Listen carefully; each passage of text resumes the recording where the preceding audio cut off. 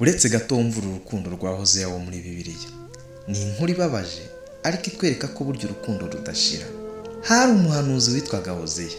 Yari umugabo mwiza, wubahaga Imana cyane. Umunsi umwe Imana imubwira ikintu cyumvikana ko kigoye. Iti genda urongore Gomeri. Gomeri yari umugore uzwi mu mudugudu ko akunda gusambana, akunda kujya mu bandi bagabo. Mbese yari indaya karabutaka. Ariko Imana iramubwira iti ndashaka ko umurongora yewe. Hozeya arayumvira, aramurongora. Mu ntangiriro byari byiza, babyara abana.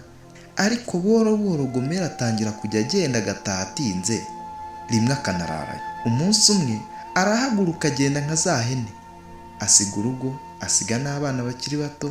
Hozeya asigara abarera wenyine. Hozeya yarabagaburiraga, akabakarabya, akabajyana mu mashuri, akabatekera. Ariko babaza bati papa mama ari. Hozeya ntiyashoboraga kubasubiza neza, ahubwo byasaga nko kumutoneka. Gomeri we yagiye mu bandi bagabo, aragenda kugeza ubwo yarengeje urugero, agera n'aho aba umucakara.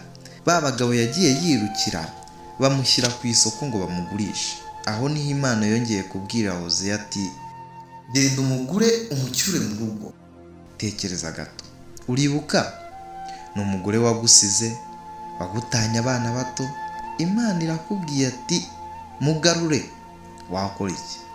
Ariko Hozeya yarasohotse ajya ku isoko, amusanga ahagaze mu kimwaro n'isoni. Aramugura, aramwambika, aramucyura mu rugo. Aramubwira ati ndacyagukunda nubwo wangiye kure, urugo rwawe ruracyafunguye ku bwawe. Inkuru yose yari isomo rikomeye Imana yashakaga kwereka abantu ko nubwo bayivaho bakayihakana, bakayitesha agaciro, iyo ikomeza kubakunda igira iti garuka iwanyu.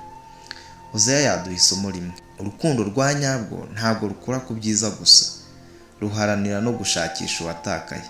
Mu gihe wumva wabuze ibyiringiro, Imana iracyavuga iti humura ndacyagutegereje.